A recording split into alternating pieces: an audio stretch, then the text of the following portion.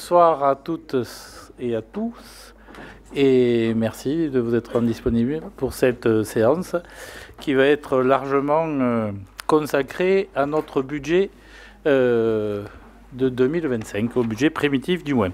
On va commencer par l'appel. Donc Laurent Ourquet, présent, Maria Gronzi, François Lucena, Annie Vote, Michel Ferré, Pascal Comte-Dumas, présente, elle va arriver, Jérôme Garcia, Martine Maréchal, Alain Maniel-Lambert, Alain Chatillon, Thierry Fred, Valérie Mogard, Patricia Ducenti, Ghislaine Delprat a donné procuration à Catherine Février. On me vole mes papiers, c'est pas bien. Ok. Brigitte de Bourson-Brière, je l'ai vu arriver. Christelle Lefebvre a donné procuration à Marielle Garonzi. Jean-Louis Glosel, présent, très bien. Alain Sartori, présent. Catherine Février, Olivier Picard, Thierry Clavel, Frédéric Galigné, présent. Uvaldo a donné procuration à Pascal Comte-Dumas. Marie Argence a donné procuration à Alain Sartori, qui est là, pas de souci. Rémi Deron, absent. Robert Clairon, présent. Martine Frimand, absente. Bertrand Jolin, présent. Et notre petite dernière, Caroline Masson, présente. Merci à tous. Nous avons amplement le quorum. Comme d'habitude, il faut procéder à quelque chose de très important. La désignation de notre secrétaire de séance. Donc, est-ce qu'on reconduit ce qu'on fait désormais depuis plus de 5 ans? Il le fait tellement bien. Donc, est-ce que tout le monde est d'accord pour que François Lucena soit notre secrétaire de séance? Qui est pour? C'est l'échauffement. Hein, c'est l'échauffement de nos séances, c'est de désigner François. Deuxième point, est-ce qu'il y a des remarques sur le projet de procès-verbal de notre dernière séance de conseil municipal, des demandes de modification? Non, je me tourne. Tout le monde est d'accord. Donc, qui est pour approuver ce procès-verbal? Merci de votre unanimité. Troisième point, comme je vais être amené à quitter la salle au moment de l'approbation des CFU, il faut que, pour cette partie-là, on puisse nommer un président de séance. Est-ce qu'il y a un candidat pour être président durant ce laps de temps?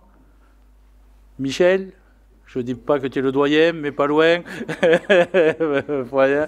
Donc, est-ce que tout le monde est d'accord pour que Michel soit notre président de séance au moment où j'irai dans la salle des mariages Maéré? Donc, qui est pour? Merci beaucoup. Et donc, on peut désormais commencer notre séance. Le premier point à l'ordre du jour, c'est la mise à jour, si j'ose dire, des commissions municipales suite au dernier mouvement et en particulier avec l'arrivée de Caroline et de Bertrand.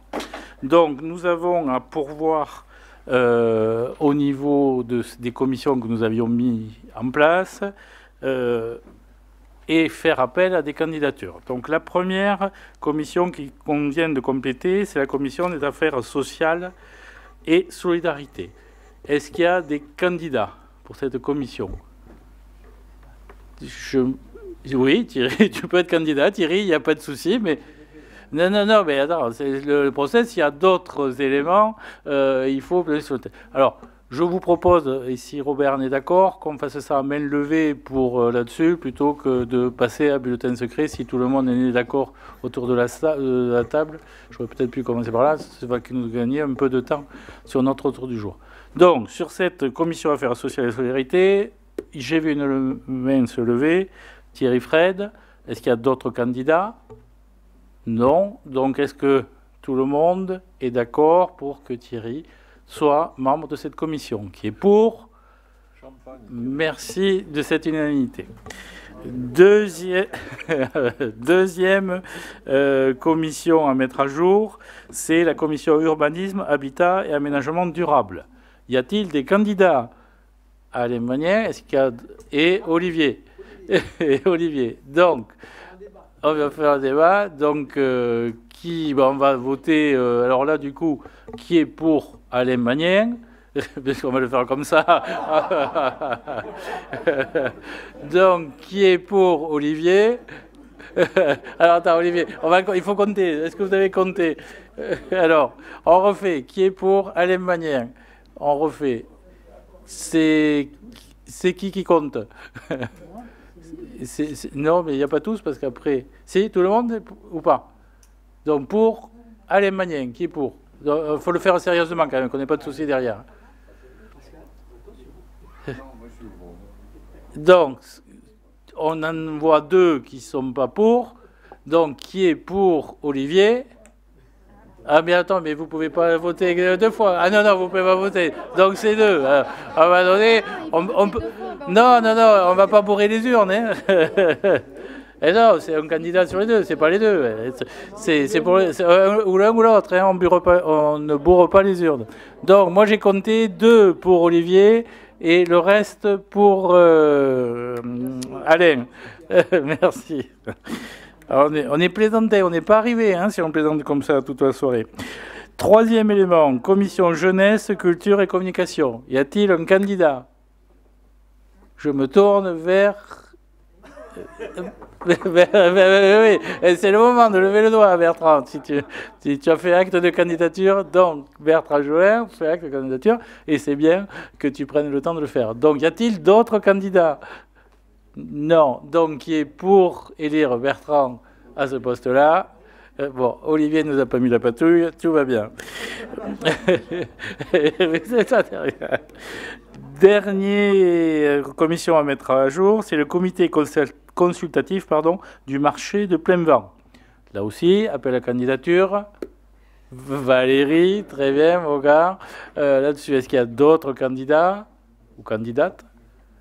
Donc, qui est pour que Valérie rejoigne cette commission. Merci beaucoup. Ça y est.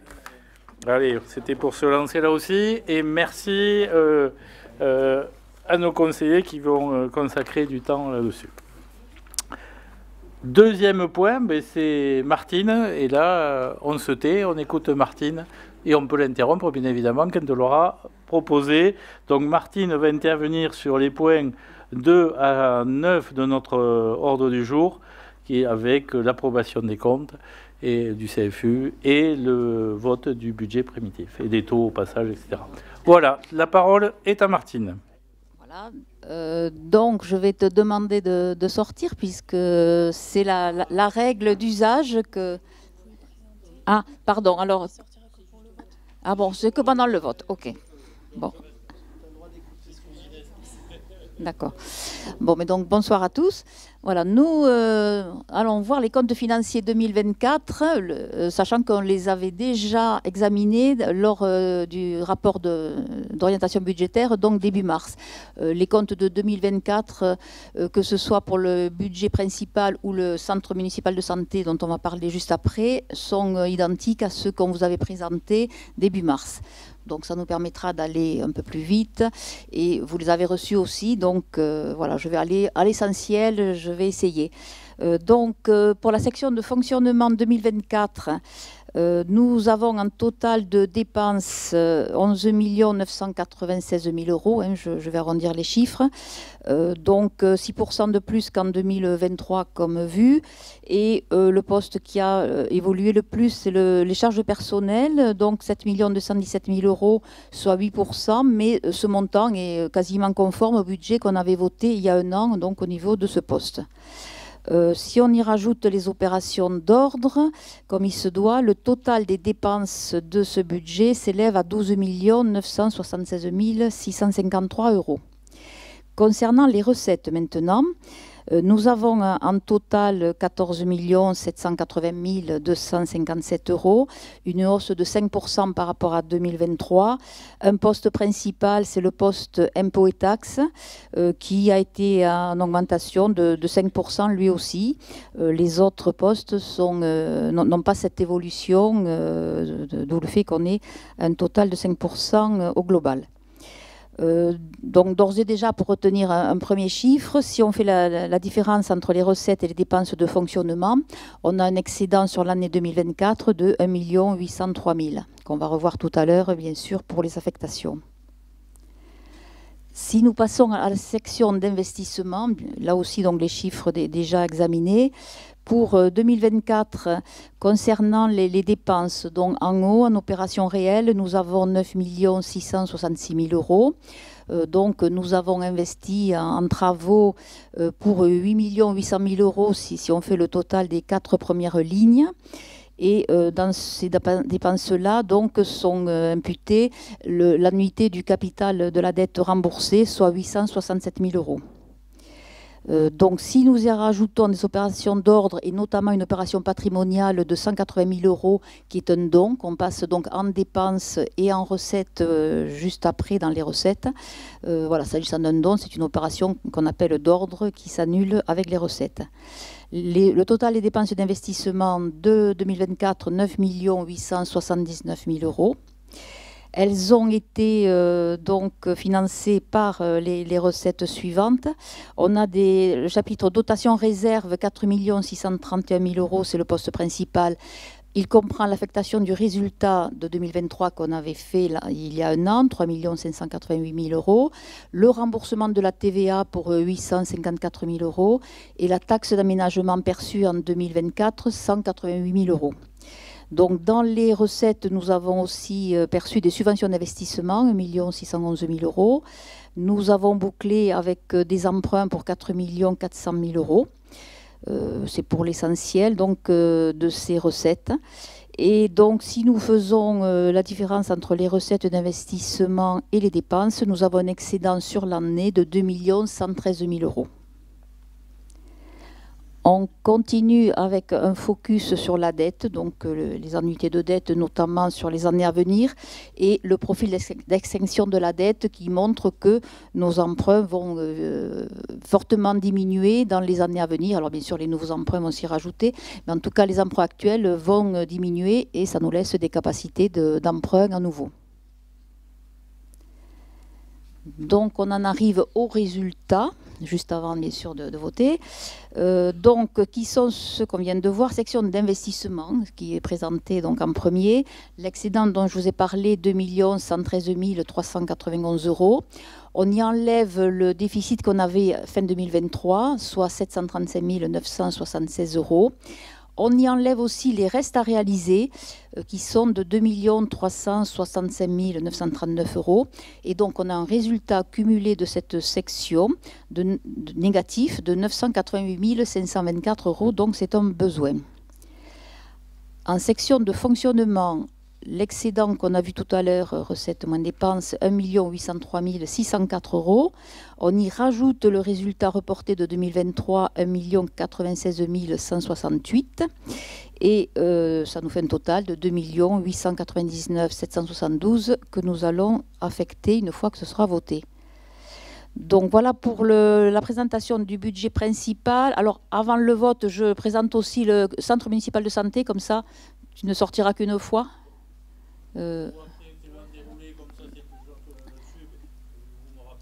Bon, donc...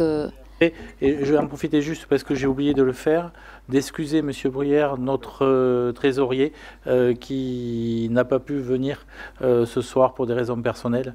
J'en profite pour l'excuser avant d'aller prendre l'heure dehors. Rappelez-moi quelque part. Oui. Merci. Voilà, donc bien sûr, vous pouvez poser des questions et on est là pour, je suis là pour répondre. Donc d'abord les questions, bien entendu. Évidemment, ce sont des chiffres qu'on a déjà vus et que vous avez reçus, donc je comprends et j'espère qu'ils sont très, très clairs pour vous. Pas de questions? Bon alors, à ce moment-là, je laisse au président le soin. Donc on va procéder au vote par rapport à tout ce qui vous a expliqué Martine. Donc qui est pour? Qui s'abstient? Qui est contre? Personne. Bon, merci pour l'unanimité. On va suivre l'ordre du jour quand même. Donc,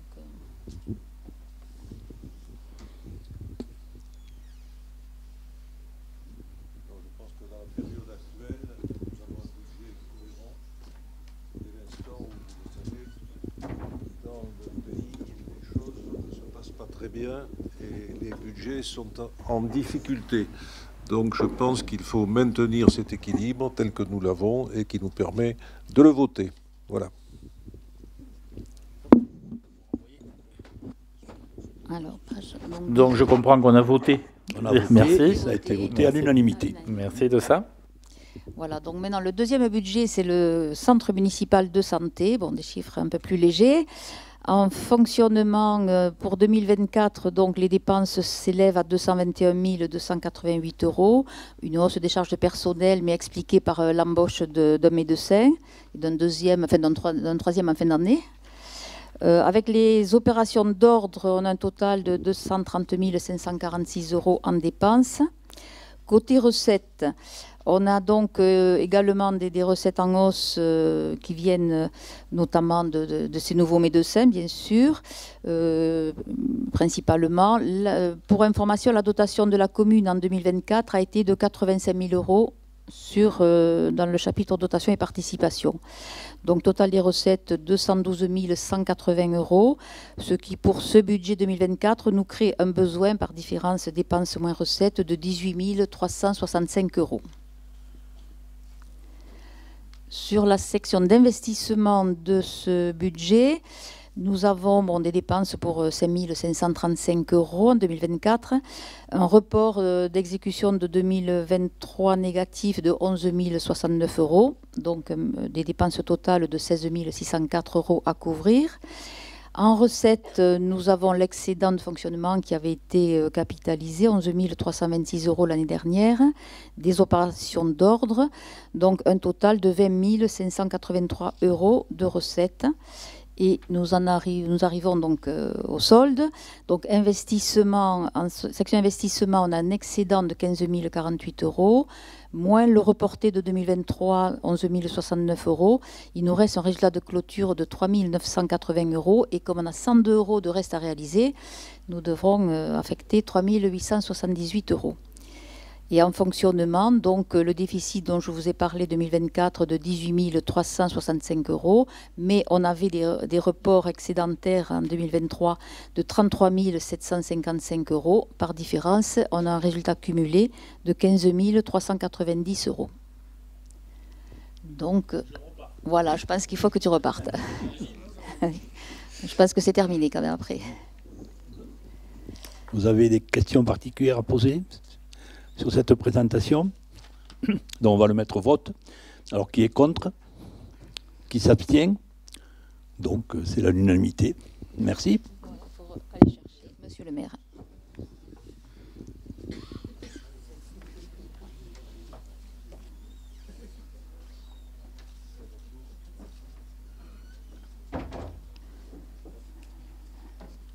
Donc ça a été voté à l'unanimité également. Parfait, mais merci beaucoup. Donc on va pouvoir désormais enclencher sur les affectations. C'est ça. Et après le déroulé du budget 2025. Voilà, donc les comptes étant votés, on va affecter les résultats. Donc on reprend sur le budget principal les chiffres qu'on a vus en cumulé. Le résultat a affecté la section fonctionnement 2 899 771 €. Vous me ferez grâce des centimes. On regarde la section d'investissement en premier lieu. Elle était positive en 2024 de 2 113 390 €, avec un report négatif à imputer de 735 976 €. Et on doit y imputer, notamment en trésorerie, les restes à réaliser qui sont un besoin de 2 365 939 €. Donc en investissement, ces trois derniers chiffres créent un besoin de 988 524 €. Ce besoin, on va aller le rechercher sur le résultat de la section fonctionnement. Donc la section fonctionnement, je rappelle, 2 899 000 €. On y impute 988 524 qu'on met en réserve pour couvrir le besoin en investissement. Il nous reste un montant de 1 911 247 qu'on laisse en report pour le budget 2025. Pour la section investissement elle-même, sans les restes à réaliser, nous avons 2 113 390 moins les 735 976, donc un résultat propre à la section investissement de 1 377 415 que nous reportons en 2025, comme vous allez le voir. Est-ce qu'il y a des questions?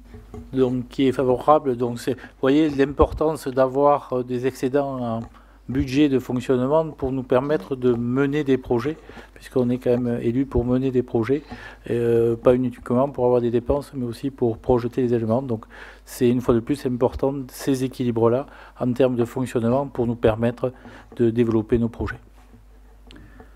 Donc, qui est pour l'affectation proposée de ces résultats? Merci. Et nous continuons avec l'affectation de résultats du Centre municipal de santé.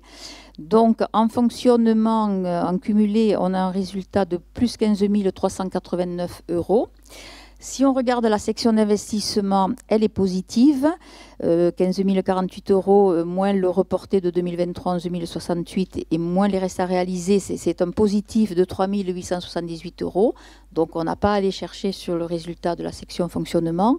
Et ce résultat de la section fonctionnement, on le met en report pour 2025, comme on va le voir. Quant à la section d'investissement, on reporte donc sur le budget 2025 3 878 €. Des questions sur cette deuxième affectation?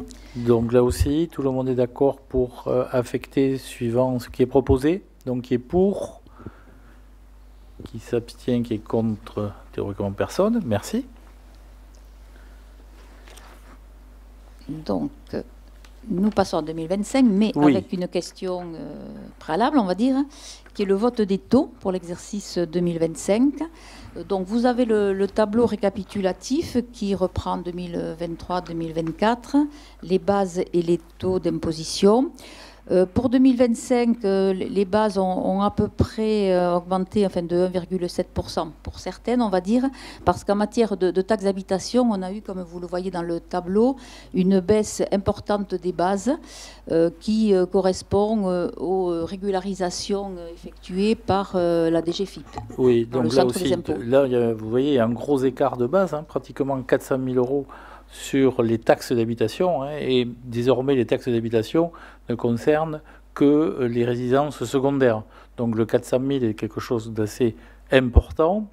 Donc on s'est rapproché des services fiscaux. Si vous avez en tête, en 2023, on a chaque administré qui était concerné a dû déclarer dans le logiciel de l'administration fiscale ses biens avec qui était locataire, qui n'était pas locataire. Je n'ai plus en tête le nom de ce logiciel-là, mais mon logement est pour se déclarer. Apparemment, il y a eu beaucoup de problématiques que les services fiscaux ont traités en 2024 et qui se sont traduits par des dégrèvements pour corriger ces erreurs-là. Or, quand l'État fait des dégrèvements, les sommes restent acquises à la commune. C'est-à-dire que c'est sur le budget de l'État que viennent s'imputer ces dégrèvements. Ça, c'est pour l'année 2024. Mais pour les bases de 2025, bien évidemment, comme elles ont été modifiées, là, ce n'est pas l'État qui continue, on aurait pu l'espérer, mais non, ce n'est pas l'État qui continue de porter le delta, donc il remet à niveau le niveau des bases, ce qui pour nous est quand même un impact très important, 400 000 € avec un taux de 22%, aux alentours de 22%. Vous voyez l'impact que ça a sur notre produit fiscal entendu, tel qu'on avait pu le présenter dans notre débat d'orientation, puisqu'on n'avait pas ces communications. On a reçu très tardivement, et quand je dis très tardivement, c'est moins d'une semaine, la notification des bases pour l'ensemble de nos bases. Voilà, donc voilà l'explication donnée par les services fiscaux pour cette variation sur les bases. Voilà, donc la variation sur les bases nous apporte très peu de suppléments de recettes et tel que nous l'avions envisagé lors de la présentation donc, du ROB, notamment face à une augmentation de taux de cotisation de la caisse de retraite, donc de la CNRACL, qui va s'évaluer à peu près à 120 000 € pour l'année 2025. Et tout ça va être même multiplié sur 3-4 années. Voilà, donc face à cela, on avait proposé dans la présentation du ROB d'augmenter les taux donc des 3 taxes d'1,5 point. Donc vous l'avez... Pas point. Pardon, 1,5%, pardon, oui. 1,5%, oui. Et donc, vous l'avez donc dans le tableau en taux. Donc, le taux de taxe d'habitation passerait de 21,87% à 22,20%. Le foncier bâti de 45,55% à 46,23%. Et le foncier non bâti de 92,17% à 93,55%. Donc cette hausse de taux de 1,5%, effectivement, couvrirait à peu près les hausses de cotisation de retraite. Des questions? Oui, non, simplement vous dire que quand on voit le budget de l'État aujourd'hui à 3 500 milliards, il va falloir se poser des questions sur les budgets des 3 prochaines années. Car ce chiffre va devenir inexplicable vis-à-vis des États-Unis et des Européens. Et deuxième point, n'oublions pas l'augmentation de taxes entre 5, 10, 15 ou 20% que vont imposer à nos produits les Américains. Ce qui va malheureusement alourdir les résultats des entreprises. Donc attendons-nous à une problématique dans les budgets à venir et il nous faudra serrer les boulons le moment venu. Voilà, c'est tout ce que je voulais vous dire. Ce que je vois, moi, au Sénat, c'est une volonté au Sénat de dire qu'il faut supprimer un certain nombre de structures intermédiaires entre les mairies et l'État. Quand vous voyez les Landers aujourd'hui qui concentrent les conseils départementaux, les régions et un certain nombre de structures, quand on voit tout ce qu'il faut pour faire comment dirais-je, une possibilité de développement, quelle qu'elle soit, c'est des dossiers très lourds à faire et la complication, ça coûte cher. Donc, OK pour ce budget, je crois que c'est bien, mais pour les années à venir, on sera sûrement obligé de serrer les boulons. Voilà. Donc, effectivement, mais ça on verra plus tard dans le déroulé du budget. Donc là, on en est sur le taux. Est-ce qu'il y a des questions sur ces évolutions de taux? Enfin, je pense qu'il est raisonnable. Il ne faut pas aller trop fort, trop haut. Mais malheureusement, on en a parlé souvent, les assurances en particulier, etc. etc. Je pense qu'il faut garder une petite pente sans être trop excessif, d'où le pourcentage qu'on vous propose. Est-ce qu'il y a des questions ou des réactions? Non. Donc on va passer au vote qui est pour ces taux tels qu'ils vous sont présentés. Est-ce qu'il y a des abstentions? Est-ce qu'il y a des votes contre? Mais merci de cette unanimité qui va nous permettre, indépendamment de la maîtrise des coûts, de pouvoir continuer à développer des projets les années prochaines. Donc on passe, maintenant qu'on a des taux, on va pouvoir parler du budget. C'est ça, on va découvrir le budget 2025. Alors, bien entendu, il est très proche du ROP comme vous avez présenté. La principale différence vient de ce qu'on a expliqué, donc moins d'impôts sur en raison des baisses de base de taxes d'habitation. Sinon, c'est très proche de ce qu'on avait présenté au mois de mars. Donc, concernant les dépenses 2025, dépenses réelles 12 702 684 €. Voilà, c'est équivalent au DOB. Dépenses d'ordre, alors on a 1 200 000 € qui sont les dotations aux amortissements des biens immobilisés.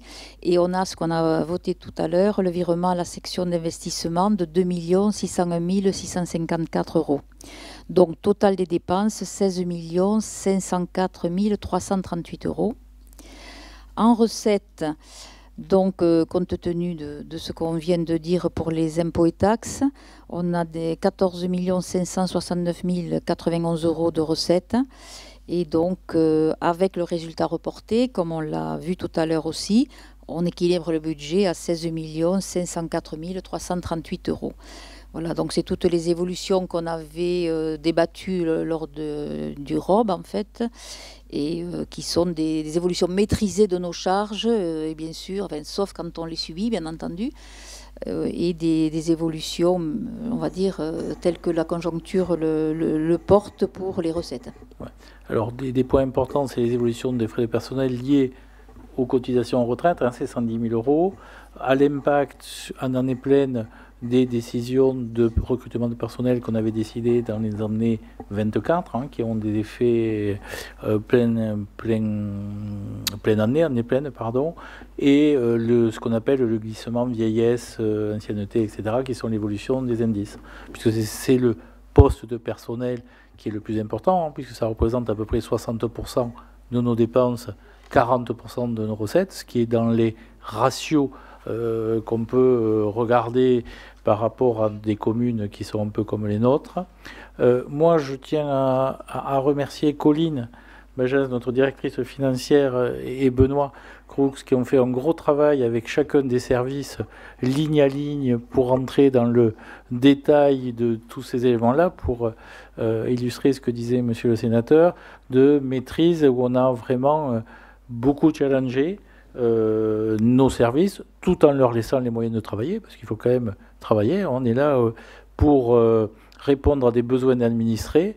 Donc, merci à vous deux pour le gros travail de ces 3-4 derniers mois de calage, d'équilibrage, pour nous permettre d'avoir cette proposition de budget que je trouve personnellement équilibrée, qui nous permettent de laisser des marges de manœuvre sans impacter trop les années futures, que ce soit en dépenses ou en investissement. Voilà, indépendamment de votre vote, j'en profite de vous remercier. Et on continue avec la section investissement, mais pour commencer, alors on va aller à la page 13, voir le détail donc de ce qui est projeté en dépenses d'investissement. Une fois de plus, c'est un rappel. Le travail a été fait de séparer les investissements récurrents évalués à 3 295 000 euros, qu'on vous a détaillé. Le poste principal, la voirie, la signalisation et le pluvial pour 1 200 000 euros. Et ensuite, donc, c'est tous les matériels, les besoins pour fonctionner, mais plus espace vert, éclairage public, voilà, et je vais dire entretenir, embellir les bâtiments et les espaces extérieurs, dont le programme sobriété énergétique, bien entendu. Donc tout ça, c'est ce qu'on considère comme du récurrent, parce que ce sont des travaux qui reviennent chaque année. On a aussi les projets du mandat, donc projet spécifique pour 2025, 4 990 000 euros. Bon, je vais citer les plus importants. La réhabilitation de la halle et du beffroi, 1 782 000 euros, bien sûr, c'est le montant pour 2025 uniquement. La signalisation multimodale, on va en parler, 350 000 euros après dans le courant du Conseil. La restauration de l'église, 440 000 euros budgétés. Le pluvial boucle Camas, 430 000 euros. Et la création d'une pépinière artisanale voilà, qui est lancée pour 625 000 euros. Mais sur cette création, on aura aussi des recettes en face qu'on va voir juste après. Voilà, donc vous avez eu le détail et j'ai redonné les principaux investissements. Donc, en cumulé dans la section d'investissement, en dépenses, donc 2025, on retrouve ce dont je viens vous parler, donc de immobilisation et subvention d'équipement pour un total d'à peu près 8 300 000 euros. Et donc la pépinière artisanale dont je vous ai parlé, les 600 000 euros sont comprises dans les subventions d'équipement versées, puisque ça se ferait par ce biais-là. Et dans les dépenses, on y rajoute l'annuité, le remboursement capital donc de la dette, 949 000 euros prévus en 2025. Donc avec quelques opérations d'ordre, on a un total de 9 294 271. Et on reprend les restes à réaliser vus tout à l'heure, alors qu'ils sont ventilés sur 2 postes. Les restes à réaliser en dépenses, 2 816 833 euros. On verra en recette juste après. Donc, total du budget investissement prévisionnel 2025, dépenses 12 111 104 euros.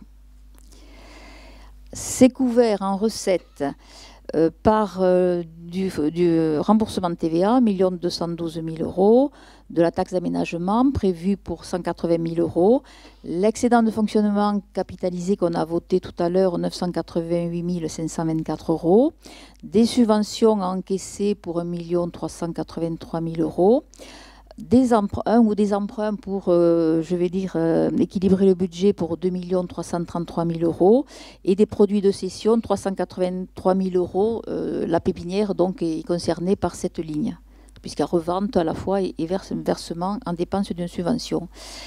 Si on y rajoute opération de transfert et le virement de la section de fonctionnement qu'on a vu, 2 601 000 €, plus les restes à réaliser à percevoir en subvention, 450 894 €, et le solde d'exécution de la section d'investissement 2024 qu'on a reporté en positif 1 377 415 €, on équilibre le budget comme les dépenses à 12 111 000 €. Un focus maintenant sur les deux budgets, avec ce qu'on disait tout à l'heure, l'épargne, enfin pour faire ressortir l'épargne brute, donc produit de fonctionnement moins charge de fonctionnement, on a une épargne brute prévisionnelle 2025 de 1 866 407 €. Le capital de la dette à rembourser, il nous reste une épargne nette de 917 407 € qu'on va affecter à l'investissement. Et nous y retrouvons ce qu'on a vu. Donc, recettes propres, c'est le remboursement de TVA et taxes d'aménagement, les subventions, dont le reste à réaliser, l'emprunt d'équilibre dont on a parlé dans le budget. Et donc, le budget, enfin, en trésorerie, s'équilibrerait en utilisant l'excédent de trésorerie, ou qu'on appelle l'excédent global de fonctionnement, de 4 277 000 €. Donc voilà l'équilibre proche, une fois de plus, de ce qu'on avait vu début mars. Et avec une épargne positive, notamment une épargne nette, pratiquement 1 million d'euros, qui nous permet d'envisager le budget de dépenses d'investissement donc de plus de 8 millions d'euros, qui est également un budget, je vais dire, qui nous permet de répondre en tout cas à beaucoup de besoins. Y a-t-il des questions sur ce qu'on avait déjà pas mal débattu le mois dernier, mais qui est réajusté des derniers éléments? Donc un budget toujours volontaire hein, en termes de dépenses, on ne coupe pas tout, avec des choses qu'on subit, c'est ce qu'on appelle les récurrents, hein, la voirie, etc., etc. Et puis des projets qu'on a de mandat, d'actions que l'on veut porter jusqu'au bout. Est-ce que vous avez des questions là-dessus, des remarques? Alors, on a rajouté le dernier tableau, mais qui était joué. Non, c'est. Je l'ai dans le dos, donc je ne le vois pas. Non, juste le ratio donc, de l'épargne brute par rapport à notre encours de dette. Il est donc 1 866 000 épargne brute et notre encours de dette à fin 2025 avec les emprunts envisagés 11 900 000 €. On a un ratio de 6,39 qui est, je vais dire, modéré par rapport au plafond qu'on a l'habitude de situer entre 11 et 12. Quand tu dis emprunt envisagé, c'est intégrant les 4,4 millions qui nous amènerait à 11 61 qu'il n'y ait pas de confusion, on n'envisage pas d'emprunter 11 millions de plus. Non, mais juste pour envisager les 2 300 000. Les 2,3 millions par rapport à ça. Les 2,3 millions. Voilà. Et le ratio, vous savez que là où ça commence à devenir inquiétant pour les collectivités, c'est quand on se rapproche de 10. Donc là, on est à un peu moins de 6,5. Voilà, ça laisse aussi de la marge pour ce qui suit derrière et pour ceux qui nous succéderont. Ils ne partiront pas avec un endettement qu'ils ne maîtriseront pas. Est-ce que vous avez des questions? Non? Ces chiffres vous laissent rêveurs. Mais bon, ça fait beaucoup, beaucoup d'argent, on est d'accord. Ok, mais les projets coûtent cher. Donc je vous propose qu'on passe au vote. Donc qui est pour ce projet de budget? Je crois qu'on a une unanimité. Je vous remercie beaucoup. Et en particulier, ces remerciements s'adressent aussi à Robert, qui, depuis le début du mandat, analyse les situations avec nous et vote ce qu'il pense devoir être voté pour le bien de la commune. Donc, je tenais à vous remercier de cette unanimité dans cette enceinte. On voit que c'est plus compliqué en parlant de l'État, par exemple. Mais on n'est pas dans la même situation financière que l'État, heureusement. Oh, merci beaucoup, Martine. Et tu continues? Oui, parce qu'on a aussi le budget du Centre municipal de santé pour 2025.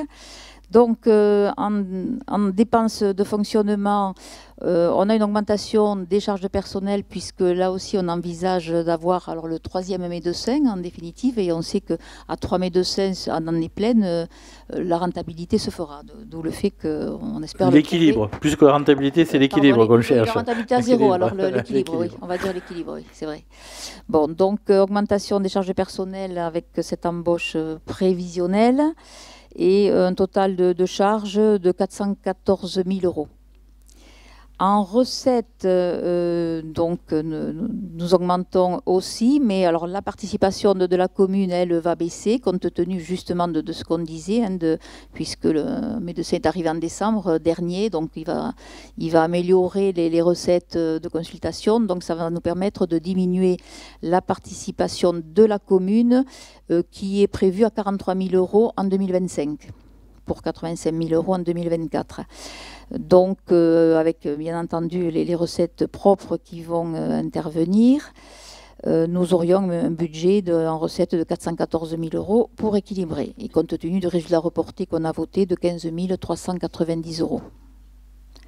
En section d'investissement, donc en dépenses, 13 000 € à peu près donc, sont prévus pour 2025, donc total du budget 13 878 €. Et en recettes, donc, on a les opérations d'ordre et le résultat reporté pour la même somme, 13 878 €. Voilà pour le budget du centre municipal de santé. Donc vous savez que là, on se substitue aux régaliennes de l'État, hein, puisque quand on avait signé notre début de mandat, on n'avait pas compris qu'il fallait s'occuper aussi de porter des dépenses de santé. Donc merci à ceux qui s'en occupent au quotidien et qui permet d'essayer de répondre à la demande de soins de nos administrés, quelque chose d'important. On avait le forum autonomie cet après-midi. Moi, les personnes que j'ai rencontrées étaient reconnaissantes des efforts que fait la commune sur ces postes-là qui, dans l'absolu, ne devraient pas incomber à la commune, mais je pense qu'il faut savoir répondre aux besoins de nos concitoyens. Oui. On passe au vote. Oui. Enfin, à moins que tu veuilles rajouter quelque chose. Je remercie Colline aussi, mais je pense on va arriver au bout, parce qu'il restera encore un point. Donc, pour ce budget du centre municipal de santé, qui est pour,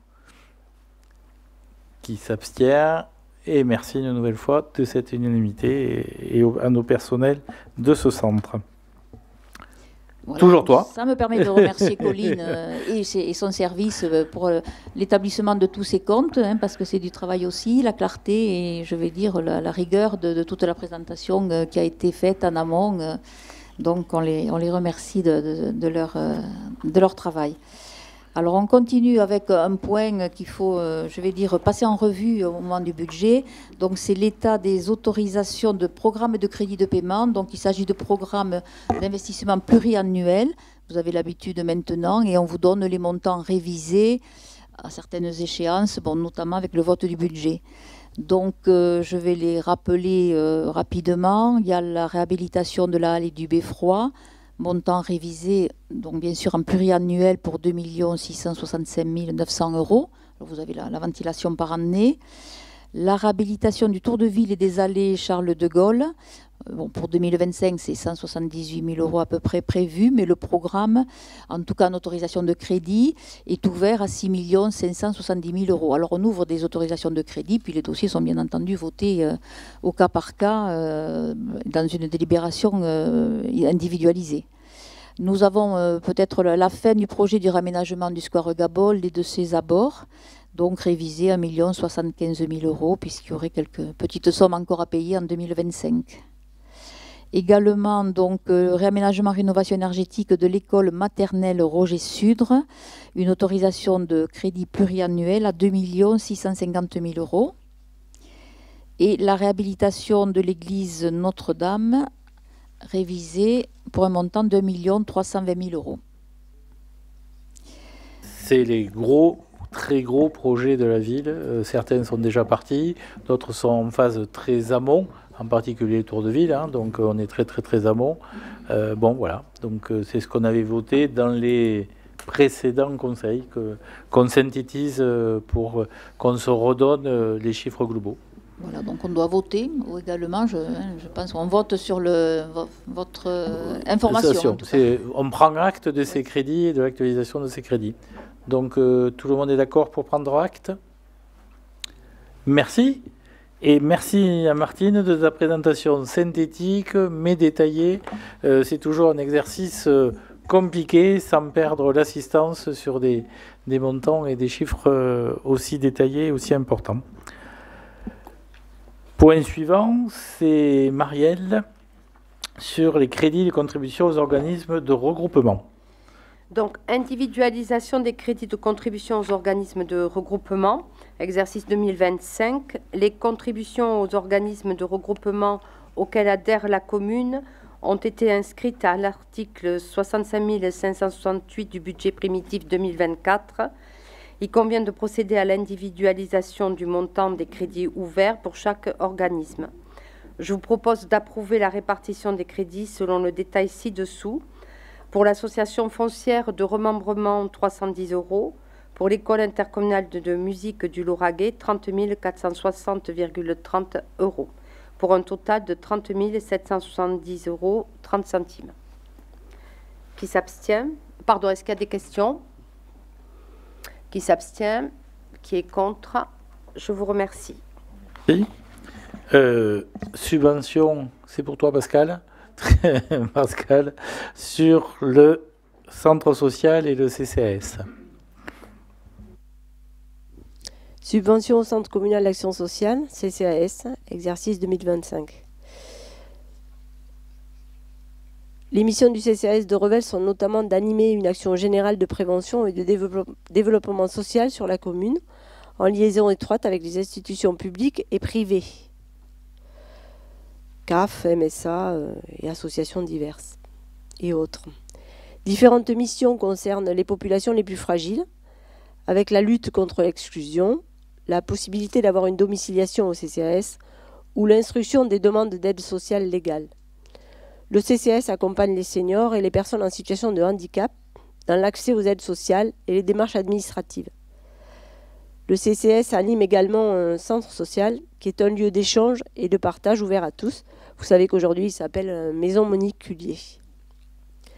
C'est un établissement public administratif qui dispose de la personnalité juridique et dont le conseil d'administration est composé de 10 membres, 5 issus du conseil municipal et 5 issus d'associations ou de personnalités œuvrant dans le domaine du social.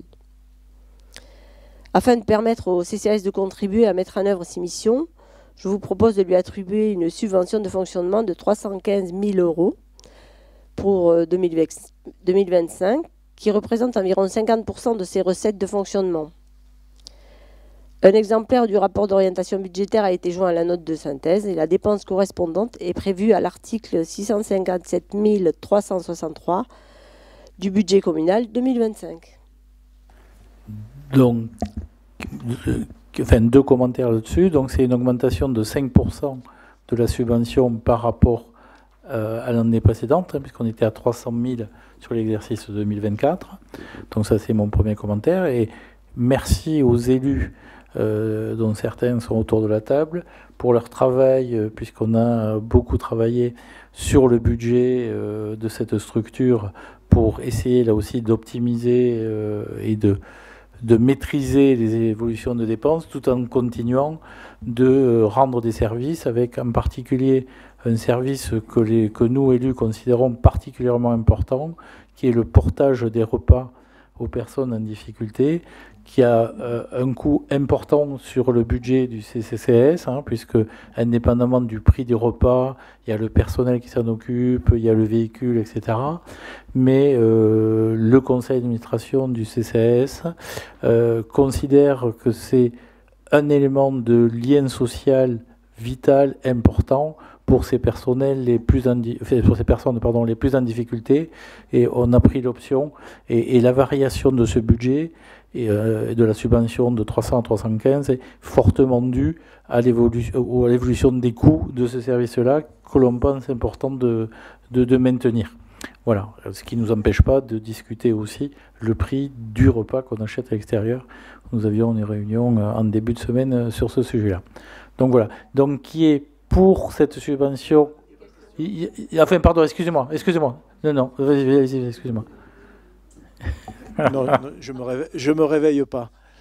Non, simplement pour remercier d'abord tous les élus qui ont accompagné le projet vis-à-vis de l'exclusion, puisque aujourd'hui on vient d'arrêter l'expérimentation, si on peut appeler ça une expérimentation. Oui, merci. L'essai d'un local pour les plus démunis. j'ai fait passer un petit peu le bilan et je l'ai confirmé à Laurent. Donc on arrête aujourd'hui. On apprend des choses, c'est très bien. Et ça a été un lieu de rencontre très, très humain et très enrichissant. Donc je ferai des propositions à Laurent pour continuer plus tard. C'est à Laurent et au conseil municipal surtout. Voilà. et je remercie Pascal et tous les membres du CCAS pour leur soutien dans cette mission. Et merci à toi parce que tu as été à l'initiative de ce projet qu'on a appelé l'Atrium, sur lequel on a dit qu'il faut faire ça pendant une période déterminée et il faudra regarder dès l'automne prochain ou un petit peu avant l'automne prochain. Qu'est-ce qu'on décide de faire et comment on veut faire, mais on peut dire que le premier essai est concluant et que ça a levé certains doutes qu'on pouvait avoir sur le fonctionnement. Mais merci à toi Olivier de t'y être impliqué et en particulier à ton épouse aussi. On remercie rarement nos conjoints, mais elle a été cheville ouvrière aussi sur ce projet-là. Merci donc à elle publiquement. Et ça a répondu à une demande forte quand même, c'est une douche, un accès à une douche. Même si c'est partiel et pas tous les jours. Bon, entre les deux dossiers, je voudrais simplement évoquer un sujet. On va voter si vous êtes d'accord à la subvention et après je vous passe la parole, monsieur le sénateur, pour boucler le sujet. Donc, est-ce qu'il y a d'autres questions sur le CCAS ou d'autres demandes d'intervention? Donc, qui est pour cette subvention? Merci beaucoup. Je vous repasse la parole, monsieur le sénateur.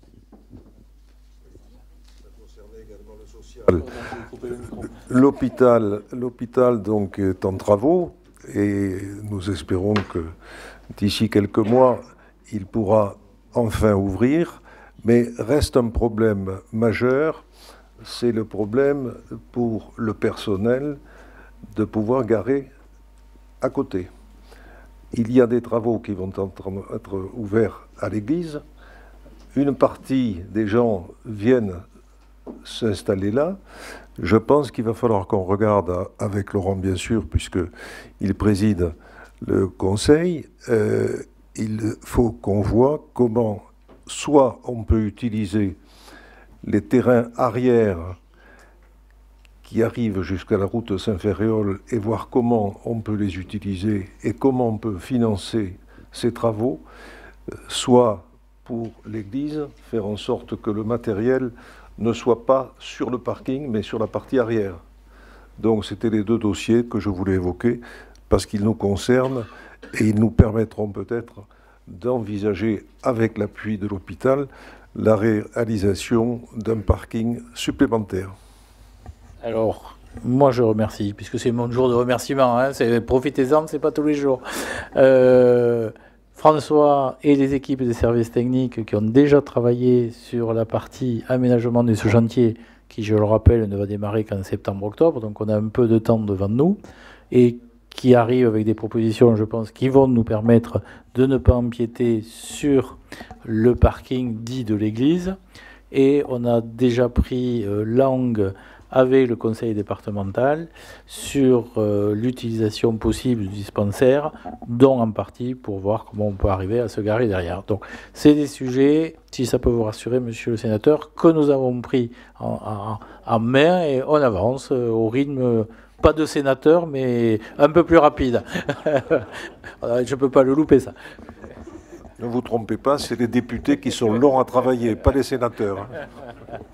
Donc voilà, et juste deux mots puisque c'était par l'ordre du jour. Bon, les travaux de l'hôpital avancent très correctement dans les délais prévus. Hein, si tout va bien, aux alentours du 20 avril, on devrait avoir la livraison d'une chambre témoin du nouveau bâtiment qui a été construit en bordure de la rue Notre-Dame, plus exactement. Donc voilà, c'est un projet très très important pour la ville. C'est 23 millions de budget pour maintenir sur notre territoire des services de soins, des services de suite, des soins palliatifs, des EHPAD, qui sont un élément vital de notre vie locale. Et l'hôpital de jour, l'accueil Alzheimer en particulier aussi, les visites avancées ou déportés, je ne sais pas comment on dit, sous le contrôle de Jérôme, de l'hôpital de Castres, qui nous permettent de mettre des ophtalmos, des dermatos, des cardios à disposition. Enfin voilà, tout ça fait partie d'un commun, mais je pense qu'on pourra, en fin de conseil, partir aussi et parler du forum autonomie, le lieu où on a vu une très belle synergie entre tous les acteurs. Et je crois que c'est ça qu'on s'efforce de faire dans notre mandat, et je pense que c'est pas mal. Et merci là aussi aux élus qui étaient là toute la journée pour porter ces éléments-là très très positifs pour nos conseillers. Et les subventions, c'est aussi important. Merci. Donc, on a pris acte. Donc, je repasse la main. Et là, on est embêté si on vote contre quand même. Mais pour le prochain point, Et comme chaque année, on va procéder à l'attribution de subventions aux associations. C'est pas moi? Non, c'est d'abord... Pardon. Oui, c'est un peu Martine. Oui. C'est rapide, on l'a évoqué tout à l'heure dans le budget du centre municipal de santé. Donc, pour justement, enfin, notre commune a dû se mobiliser pour répondre à la pénurie de médecins, on l'a dit, et venir en soutien de l'État qui est défaillant dans ce domaine.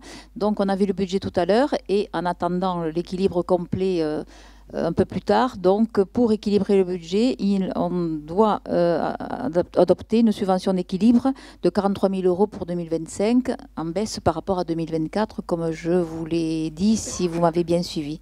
C'est voilà, pour ça que je dis, si on a voté le budget général, on a voté le budget du centre municipal, si maintenant on ne vote pas la subvention d'équilibre de l'un à l'autre, on a un petit souci. Oui. Voilà, donc on aurait pu les chaîner, on n'a pas été vigilant dans le truc, mais... Si on est logique avec ce qu'on vient de voter à l'unanimité, je pense que ce point-là doit être aussi voté. Donc, qui est contre? Qui s'abstient? Non, mais je me fie, il y a des plaisantaines à la salle de temps en temps. Donc, qui est pour? Merci de l'unanimité. Donc, et là, maintenant, c'est à toi, Marielle, pour les subventions. Donc, à la suite du vote du budget primitif et des dossiers déposés par les associations, il convient que le conseil municipal se prononce sur les demandes de subventions qui sont déposées donc, par ces associations. La date limite de remise des dossiers était fixée au 24 janvier 2024. Un examen des différentes demandes a été effectué dans le courant du mois de février par les commissions municipales. L'attribution de subventions à des associations est soumise à plusieurs étapes. Des conditions d'éligibilité sur la base d'un document cadre réalisé par la commune, listant l'ensemble des documents et justificatifs demandés. Il s'agit en particulier d'avoir des éléments sur le fonctionnement de l'association, ses activités et des informations financières. Ensuite, il y a également le contrôle de l'objet de la subvention sollicitée, car celui-ci doit avoir un intérêt communal. Et enfin, les conditions d'attribution de l'aide qui sont examinées en commission municipale en fonction de leur domaine. Concernant les critères retenus, ils s'établissent notamment sur le nombre d'adhérents, le projet de l'association et son rayonnement au niveau local. Je vais vous faire grâce de la lecture du tableau, je vais peut-être vous donner juste les grandes lignes. En ce qui concerne les associations pour le domaine du social, cela s'élève à 9 280 €. Au niveau de la culture, 45 175 €.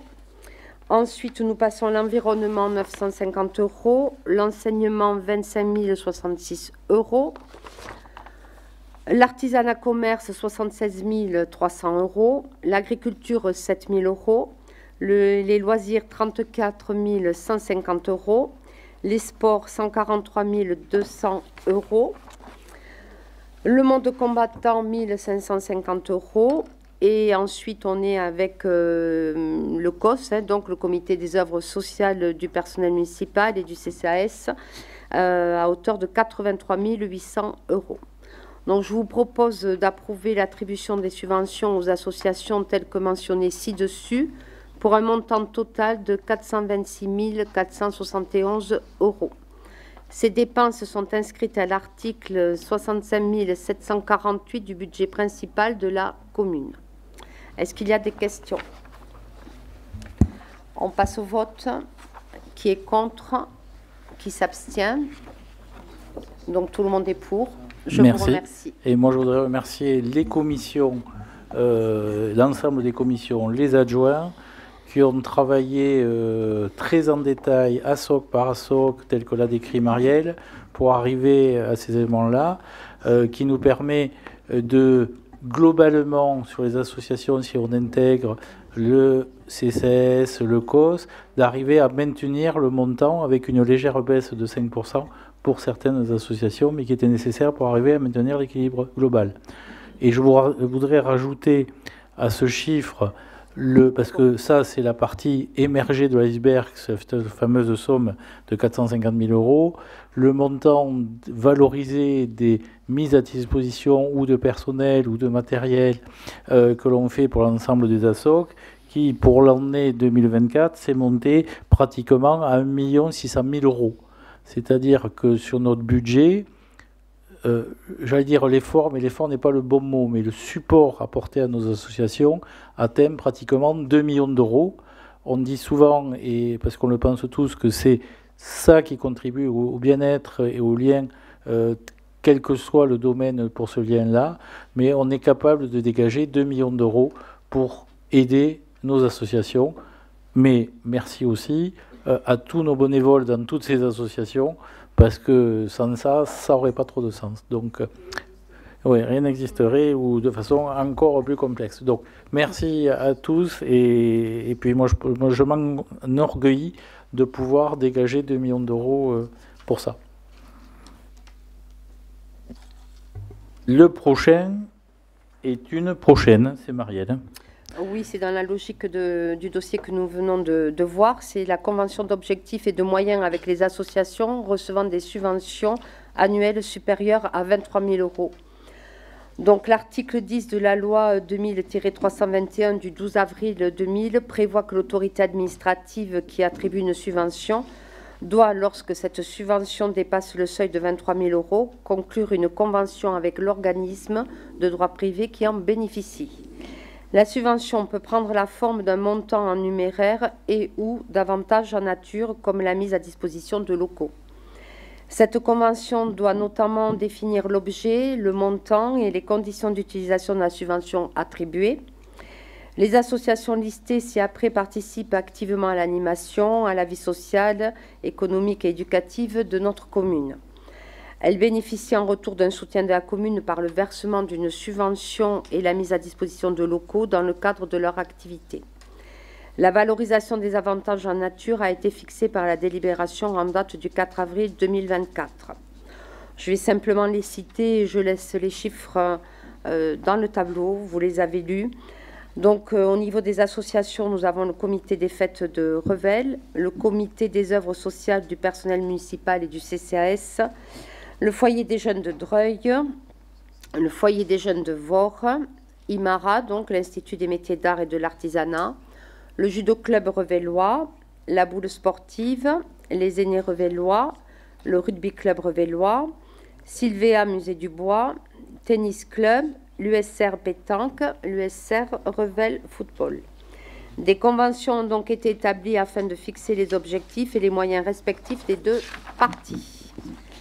Je vous propose donc d'approuver les conventions d'objectifs et de moyens avec les associations susmentionnées, d'autoriser Monsieur le maire ou son représentant à signer les conventions à intervenir. Est-ce qu'il y a des questions ? Oui, Thierry. Oui, non, simplement, je voulais faire une remarque concernant les subventions qui sont allouées à chaque association. C'est très bien. Tu as dit tout à l'heure qu'il y avait 2 millions de subventions faites, et sur ces 2 millions, il y a presque 1 million, il y a 910 000 € qui est donné aux associations sportives. Donc ça, c'est plutôt très, très bien. Je me suis amusé à faire le calcul, hein. Donc c'est ça. Donc c'est bien. Mais donc Revel est une ville sportive, quoi, a priori. C'est ça. La culture un peu moins, mais le sport. L'un n'est pas exclusif de l'autre. Exactement, mais il faut toujours un corps bien fait dans une tête bien pleine, quoi. Exactement. Non, mais c'est tout, c'était une remarque, hein, ça va pas. Mais il y a, comme dirait Pascal, il y a aussi le social, il y a aussi il n'y a pas beaucoup non plus dans le social. Bah si le CCS, tu rajoutes 315 000 au tableau, enfin, voilà, donc là-dessus. Après, est-ce que le soutien à Sylvéa, le musée du bois, c'est du culturel ou c'est de l'artisanat, c'est là-dessus. Moi, je me suis amusé à faire le calcul. Si tu recales un petit peu comme ça, c'est la culture est pas très loin du sport. On est à 40-40 par rapport à ça en termes de subventions données. Bon. Oui, oui, donc voilà. Oui. Je pense que tous les domaines sont très importants, effectivement. En revanche, quand on voit le tableau des subventions, on a l'impression que ce n'est pas forcément équilibré, mais ça dépend aussi du nombre d'associations et de ce qui est demandé. Oui. Concernant le sport, c'est 4 000 licenciés, dont 2 000 revélois. Ouais. Et effectivement, il y a des clubs qui perçoivent beaucoup, mais qui ont un rôle social très important. Ouais. Dans certains clubs, ont 350 licenciés de milieux particulièrement défavorisés. Attendez, c'est pas une critique, hein. C'était simplement une remarque. Non, est-ce qu'on essaie d'équilibrer? Donc la difficulté, justement, c'est d'équilibrer tout ça. Voilà. Et je remarque que pour les clubs sportifs, on ne les indexe pas sur les résultats de l'équipe 1. Petit message personnel. PSG l'année dernière, quand même, c'est bon.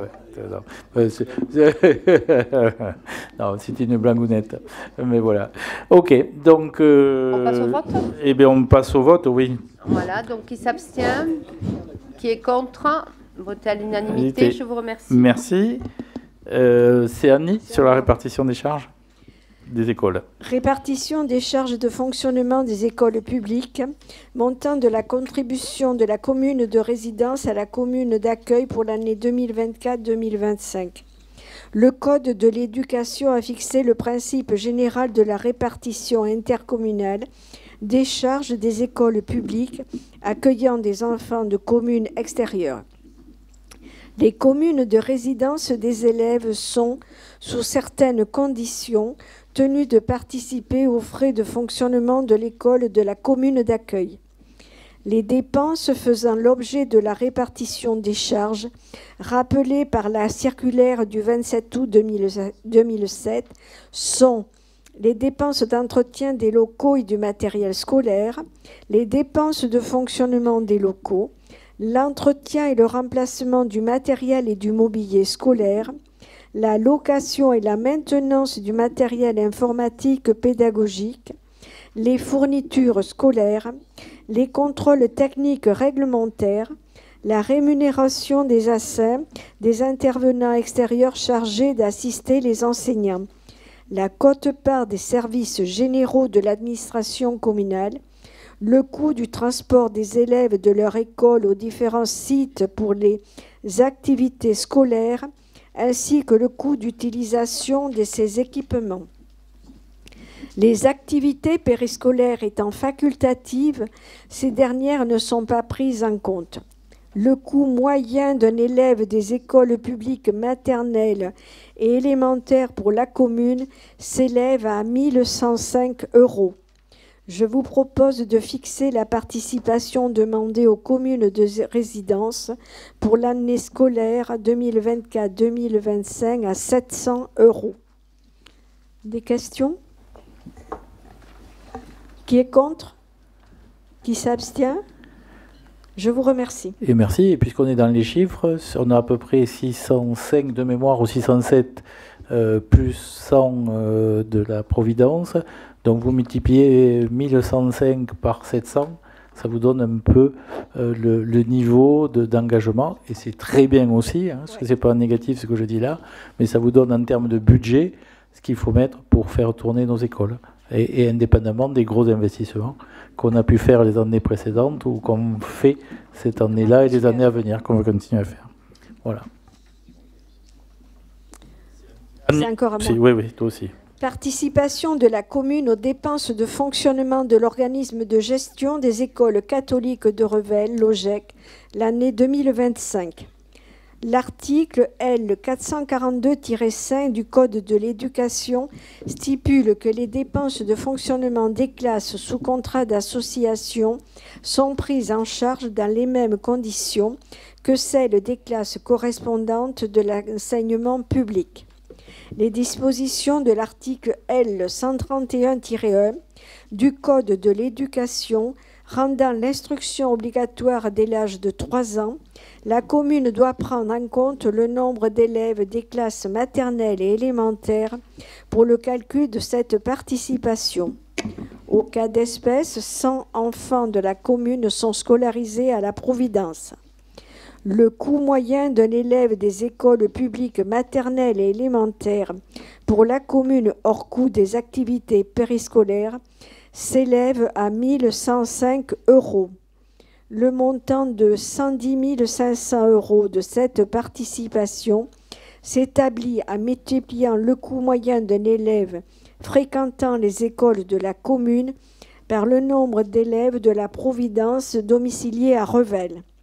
Je vous propose d'approuver l'attribution et le montant de la participation de la commune aux dépenses de fonctionnement de l'OGEC pour l'année 2025. Ces dépenses sont inscrites à l'article 657-48 du budget de la commune. Des questions? Qui est contre? Qui s'abstient? Une abstention. Je vous remercie. Et merci. On va se signaler désormais. Martine. Voilà, donc pour l'attribution du marché de signalisation directionnelle. Nous avons constaté, et vous l'avez peut-être aussi constaté, que la signalisation directionnelle de la commune est, on va dire, vieillissante à un certain âge et moins adaptée au mode actif comme c'est nécessaire. Et son renouvellement a été étudié, notamment dans le cadre du programme Action Cœur de Ville, dans le but d'améliorer son renouvellement, donc pour améliorer la lisibilité des points de destination, dont ceux relatifs au tourisme, mettre en cohérence la signalisation et inciter à la marche et au mode doux.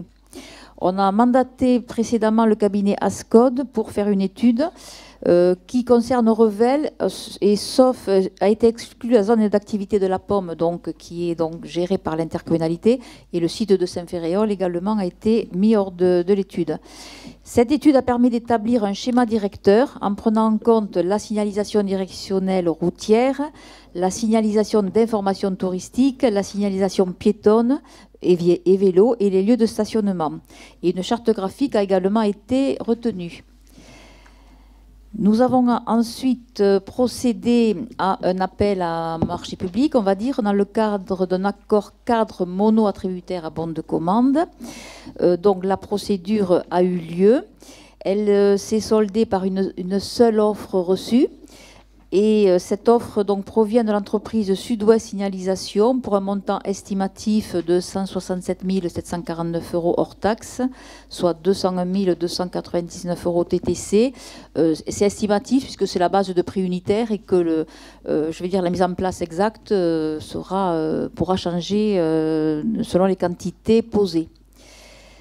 Voilà, donc c'est quelque chose d'important pour la ville, mais afin de signaler à tout point de vue, notamment au niveau touristique, notamment les piétons, les vélos, les lieux de stationnement. Et je crois qu'on a besoin, pour l'attractivité, d'avoir cette nouvelle charte, notre signalisation actuelle étant très ancienne. Alors on aimerait avoir des aides du département. Mais oui, ça, on discute pour le département parce que la signalisation départementale aussi n'est pas en bon état. Donc voilà, on a fait plusieurs courriers, des réunions pour faire monter à bord le conseil départemental sur leur partie, bien évidemment, sachant que la difficulté, c'est quand on pose un mât, il y a du directionnel pour la commune et du directionnel pour le conseil départemental. Donc voilà, ça prend un peu de temps, mais on va finir par y arriver. Des questions?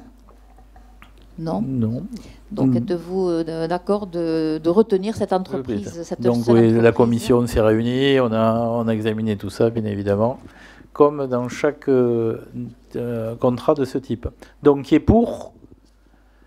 Merci. Et dans ma précipitation, j'ai sauté un point. On va refaire un petit retour en arrière pour redonner la parole à Annie. Avec toutes mes excuses, Annie. J'ai pas fait attention. Convention d'objectifs et de moyens avec l'organisme de gestion des écoles catholiques Revel, OGEC, année 2025. L'article 10 de la loi 2000-321 du 12 avril 2000 prévoit que l'autorité administrative qui attribue une subvention doit, lorsque cette subvention dépasse le seuil de 23 000 €, conclure une convention avec l'organisme de droit privé qui en bénéficie. Même si ce montant est défini de manière réglementaire par l'État, il a été précisé à la commune qu'une convention devait tout de même être conclue au cas d'espèce. Une convention a donc été établie avec l'OGEC. Celle-ci porte sur une durée d'1 an qui peut être renouvelée 2 fois par tacite reconduction. Je vous propose d'approuver la convention d'objectifs et de moyens avec l'OGEC d'autoriser Monsieur le maire ou son représentant à signer la convention. Qui est contre? Qui s'abstient? Ce qui est logique. Je vous remercie. Oui. Ah oui, Marielle, tu ne prends pas au vote. Ni au précédent. Précédente non plus. Oui, tout à fait. C'est normal. On est d'accord. Donc, merci de ça. Et donc, on va signer la convention. Donc, je reviens à Martine. Et on va reparler Parler d'assurance. d'assurance, il y avait longtemps. Donc, au niveau de la responsabilité civile, nous avons un marché sur 5 ans donc, qui s'arrête à la fin de l'année 2025. Toutefois, nous avons reçu une augmentation de la cotisation annuelle de la SMACL de 1 496 € pour l'année 2025 en raison d'une sinistralité exceptionnelle en 2023. Donc, c'est vrai que c'est curieux. Sachant que notre rapport sinistre à prime est de 32% depuis 2021, donc c'est un bon ratio qui ne justifie pas cette augmentation, mais en tout cas l'assureur a décidé de l'appliquer, et comme on n'a pas de solution, bien entendu, puisqu'il a le droit de le faire, donc c'est une augmentation de 3,72%, comme je vous ai dit, pour 1 496 €. Donc avec regret, mais on va vous demander d'approuver cet avenant d'augmentation malgré le marché passé. Donc, qui est pour? Avec regret, avec regret. Et regret éternel. Non, sur ce dossier assurance, on est très inquiet. Hein, la majorité de nos primes arrivent à échéance à la fin de l'année 2025. Vous aussi entendez les radios, etc. Notre commune a encore j'allais dire la chance, non, est encore couverte, alors qu'on a des rapports sinistres à primes corrects et plus que corrects, qui ne devraient pas se poser sujet à discussion. Mais je pense qu'il faut qu'on s'y attelle d'ores et déjà, si on veut pouvoir être assuré d'ici la fin de l'année. On a failli ne pas être assuré sur les véhicules en fin d'année dernière. Vous vous souvenez de l'augmentation de la prime sur les véhicules. Donc, sujet de préoccupation important pour Colline et notre DGS dans les semaines et mois qui arrivent pour essayer d'avoir une couverture au mieux. Et c'est de façon assez incompréhensible quand on a des bons sinistres à prime. Oui, Alain. Je peux me permettre, puisqu'on a un parlementaire dans la salle. Il y a une dizaine d'années, on a connu la même crise sur les financements des collectivités locales. On a été quelques-uns à participer à la création de la SFIL, etc. Et je pense qu'il faut que les parlementaires se saisissent de la création d'un organisme mutualisé pour les collectivités locales.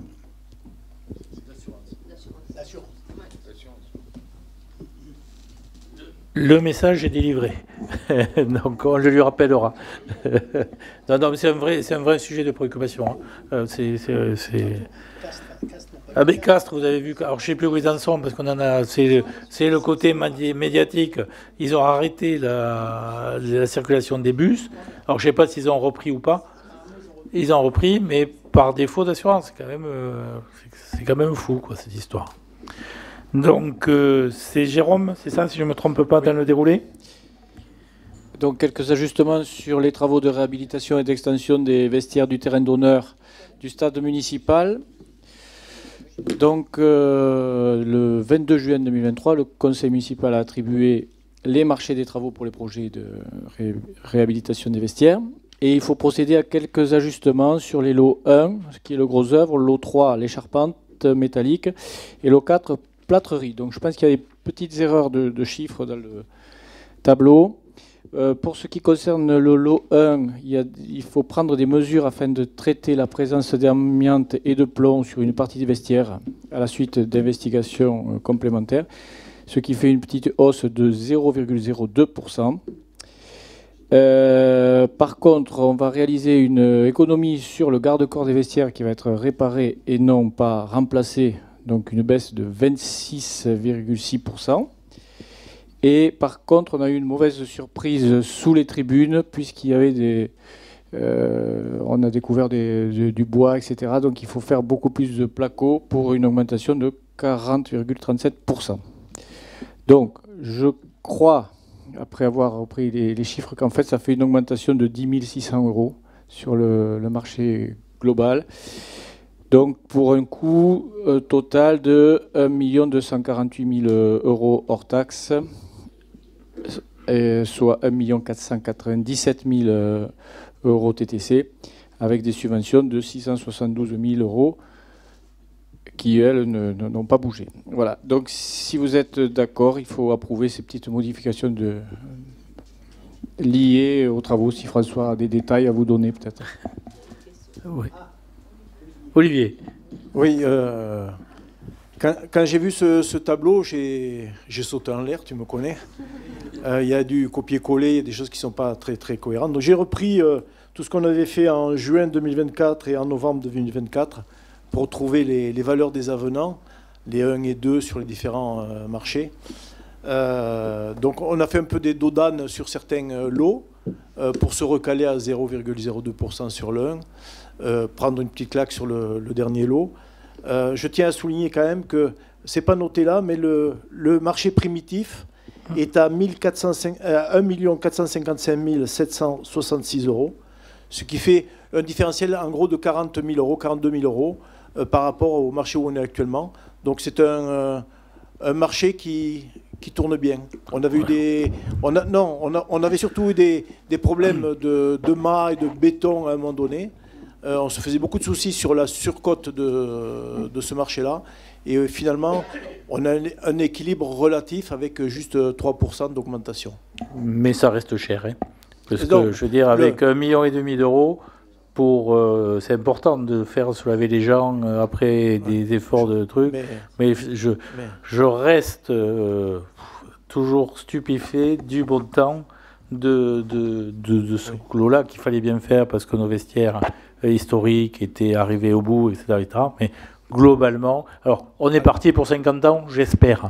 Mais Laurent, en 2023, juin 2023, on a voté ce budget. Donc, qu'il soit cher ou pas, il est tenu.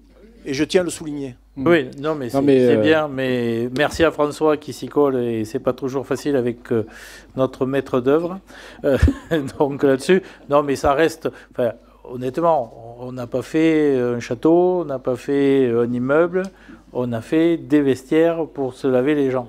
Donc, on l'a voté, je ne vais pas revenir là-dessus, j'ai poussé, on en a beaucoup discuté aussi, mais dans l'absolu, 1,5 million pour ces éléments-là, c'est pour ça que j'ose espérer, nos vestiaires historiques étaient très très vieilles, je pense plus de 50 ans, j'espère qu'on est parti pour 50 ans. 50 ans. Ça aussi, c'est effectivement, on fait pour le mieux, on va dire, et on a dû décaler, etc. Bon, on vous passe toutes les péripéties qu'on a vécues avec François et tout ce que vit François avec les travaux aujourd'hui. Après, ça doit nous inciter quand même aussi à entretenir les choses qu'on a, parce qu'effectivement, on n'a rien fait pendant 50 ans, et à la fin, il faut tout refaire, quoi. Voilà. Alors voilà. Moi, j'avais juste une petite remarque sur le tableau lui-même. C'était en novembre, le 14 novembre 2024, le même tableau était présenté avec un récapitulatif des avenants précédents, au point de vue numéraire. Oui. Donc ce serait bien de faire pareil. Quand il y a des petits soucis sur le tableau... Non, mais il y a une petite erreur. Il y a une petite erreur, c'est bon. Non, mais simplement pour que, éventuellement, sur les tableaux successifs qu'il peut y avoir sur d'autres marchés avec des avenants, qu'on ne soit pas dans le bleu en se disant qu'est-ce que ça veut dire. Donc c'est en clair, c'est de repartir et de chaque fois bien reprendre tous les avenants. Comme ça, ce sera plus facile en lecture. Bon, après, on peut avoir des tableaux assez larges. C'est ça le point. C'est ça le point. Mais bon, on les mettra en colonne dans ces cas-là. On les mettra en colonne. OK. Donc, est-ce qu'on approuve ces avenants? Parce que je ne pense pas qu'on les ait approuvés. Alors, qui est pour? Qui est contre? Qui s'abstient? Merci beaucoup. C'est Alain Magnin pour une session. Oui, alors, chers collègues, vous le savez, nous sommes engagés depuis le début de notre mandat dans la création de cette pépinière artisanale qui se situera sur le site symbolique des anciens établissements d'AID, locaux que nous avons préemptés pour une part et acquis pour l'autre. Je vous rappelle les différentes convention. Il se trouve que par délibération du 20 juin 2024, nous avons approuvé la convention partenariale avec l'Agence nationale de cohésion des territoires qui assurera la maîtrise d'ouvrage de l'ensemble du bâtiment. Et donc, pour assurer cette maîtrise d'ouvrage, il faut qu'elles en soient propriétaires. Donc, nous lui recédons l'ensemble de 1655 mètres carrés, que vous connaissez bien, puisqu'il est près du cœur de ville. France Domaine a été saisie par la NCT et a mentionné un montant de 383 502 euros. Il ne faut pas oublier les deux.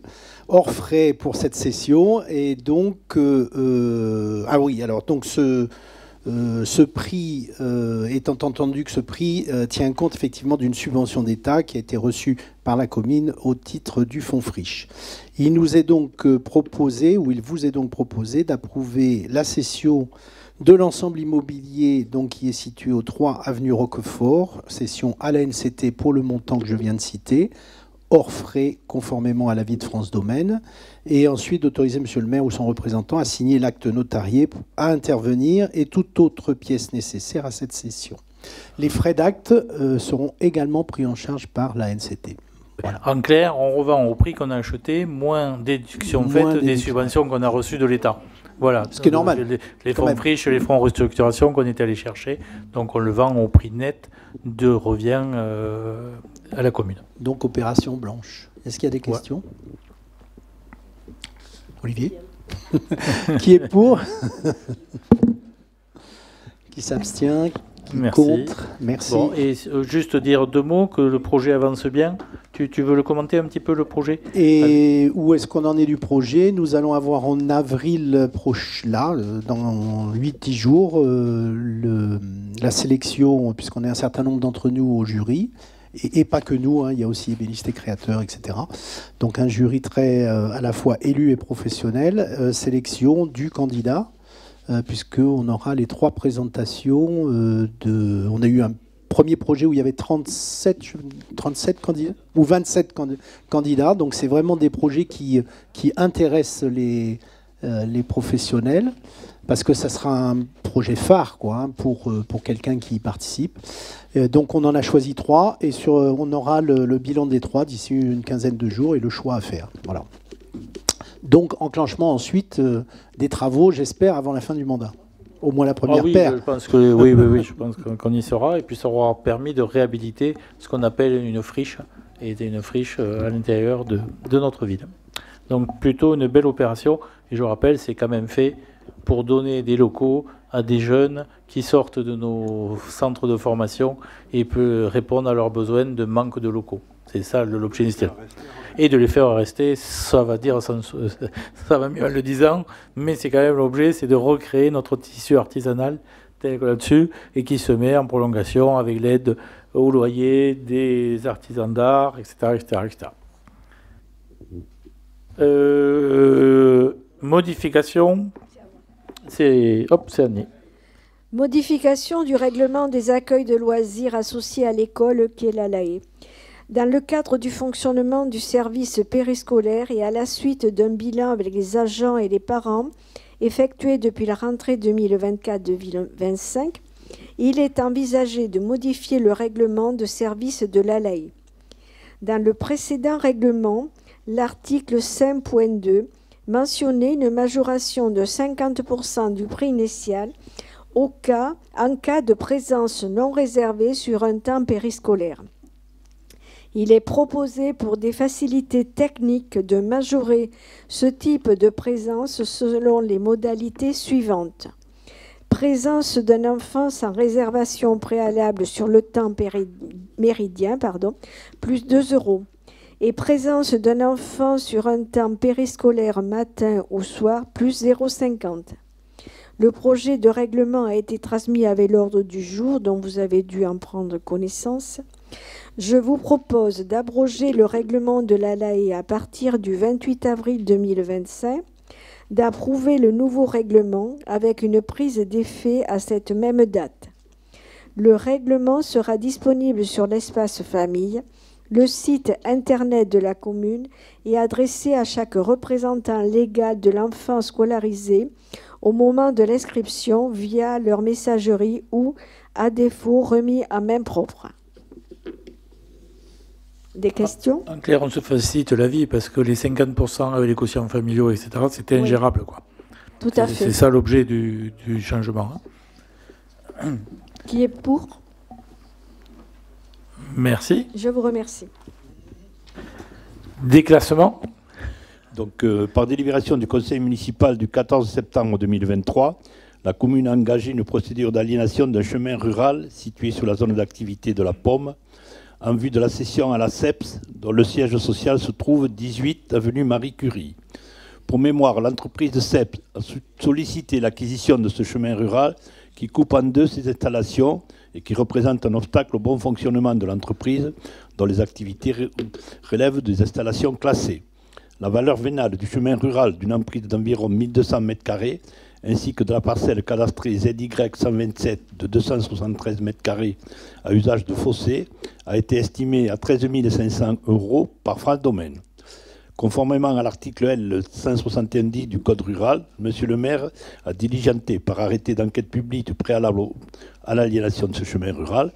Celle-ci s'est tenue du mardi 28 janvier 2025 au jeudi 13 février 2025 et n'a donné lieu à aucune observation de nature à remettre en cause ce déclassement. Au vu des conclusions du commissaire enquêteur qui a rendu un avis favorable, je vous propose d'approuver l'aliénation du chemin rural bordé par la parcelle privée cadastrée section ZY 106 et la parcelle communale cadastrée section ZY 127 et d'autoriser la cession de ces parcelles d'une emprise totale estimée à 1473 m² à l'entreprise CEPS pour un montant de 13 500 € hors frais et d'autoriser M. le maire à signer, M. le maire ou son représentant à signer l'acte notarié et à intervenir tout document en relation avec cette opération. L'ensemble des frais de cette opération sera pris en charge par le demandeur. Et je vous rappelle que ce chemin n'a aucun lien avec d'autres propriétés, n'est utilisé par personne. Voilà. Des questions? Alors, qui est pour? Bon, merci pour l'unanimité. Oui, voilà, on pourra le vendre. Voilà. Bon, vous l'avez sur le plan là pour voir à quoi ça correspond. Je continue avec la cession d'une parcelle située à la zone d'activité de la Pomme à la SCI, cela. La commune a été saisie par M. Sébastien Denérol et M. Jean-Yves Tillot, gérant de la SCI, cela, en vue de l'acquisition d'une parcelle de terrain située dans la zone d'activité de la Pomme et appartenant à la ville. SCI, cela, c'est l'entreprise Amaryllis, pour vous situer un petit peu ce qu'il en est. Il s'agit de la parcelle cadastrée ZY 478, une superficie de 521 m².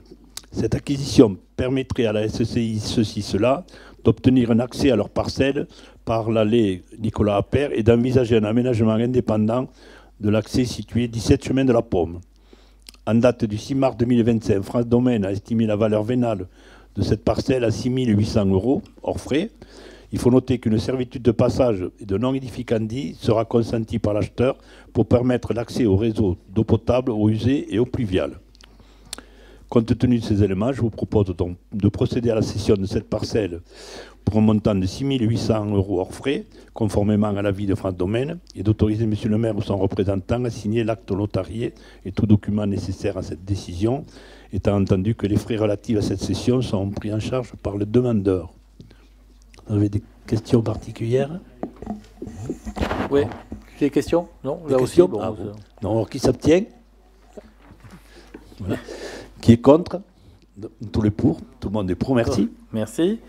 Et enfin, dernier point de l'ordre du jour avant les informations diverses. Mais il n'y en a pas beaucoup. Je n'ai pas dû beaucoup travailler entre les deux conseils. C'est les informations que je vous dois en application des dispositions des articles L 2122-22 et L 2122-23 du Code général des collectivités territoriales. Je vous informe de la fixation des critères d'organisation et de déroulement du concours restreint de maîtrise d'œuvre pour le projet de raménagement du Tour de Ville et des allées Charles de Gaulle, qu'on a évoqué plus haut, d'une procédure de dépôt de plainte pour dégradation sur du mobilier urbain au rond-point de la Patte d'Oie dans la nuit du 26 au 27 mars. C'est quelqu'un qui a fait un tout droit, mais on connaît la personne, on a pu porter plainte, et merci à François d'avoir pu porter plainte. De la signature d'avenant ou de marché public sur la procédure adaptée. Pour l'installation, la fourniture et mise en service et maintenance pour le réseau de vidéoprotection avec la société Foliatim SAS, c'est la continuité de Scopelec, hein, puisque ça a été repris, Scopelec a été repris pour ces activités-là par Foliatim pour un montant maximum de 210 000 €, mais c'est sur une période de 3 ans. Un avenant au marché issu de l'accord cadre de mission de conduite d'opérations relatives à l'aménagement de tour de ville avec la société SCE à Toulouse pour 6 900 € pour qu'ils nous accompagnent justement sur ce fameux concours, et de l'attribution de concessions funéraires. Vous me ferez grâce de vous citer les noms des personnes par rapport à ça, mais vous les avez eus dans les dossiers. Est-ce qu'il y a des demandes d'intervention spécifique, d'information, de publicité à faire passer? C'est le moment. C'est le moment. Oui, moi, simplement, là, on a voté dans le budget pour 2025, en gros, le démarrage avec ce concours là, dont on vient de parler, du Tour de Ville. Ça va générer quelques problèmes de circulation, je pense, pendant les travaux. Et j'aurais aimé poser la question de savoir où on en était par rapport aux poids lourds qui traversent la ville et la contournante de Revel qui paraît un peu une arlésienne. Donc j'aimerais en savoir un petit peu plus, sachant qu'il y a eu une réunion la semaine dernière. Merci Laurent. Merci, pas pour le contournement, mais merci de la question. Alors, ce fameux contournement qu'on appelle, je crois qu'il y a unanimité autour de la table, en disant ça devient quelque chose d'absolument là-dessus. Je rappelle, pour répondre à ta première partie de question, que dans les ébauches et dans les projets qu'on avait, on avait des options avec ou sans contournement, et quoi qu'on fasse, c'est compatible avec ou sans contournement pour fermer la parenthèse de ta question.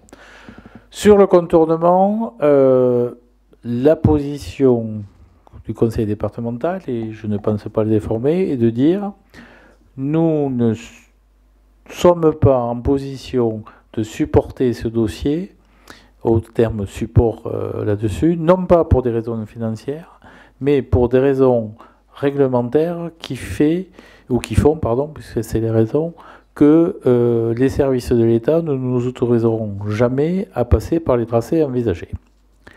Donc, nous, conseil départemental, ne souhaitons pas porter la maîtrise d'ouvrage de ce projet de contournement, virgule, et ceci, c'est toujours le conseil départemental qui parle, n'est pas une question d'argent, mais dans le contexte qui a évolué et le contexte de la 69, nous n'irons pas au combat avec les services de l'État parce que pour nous, c'est perdu d'avance.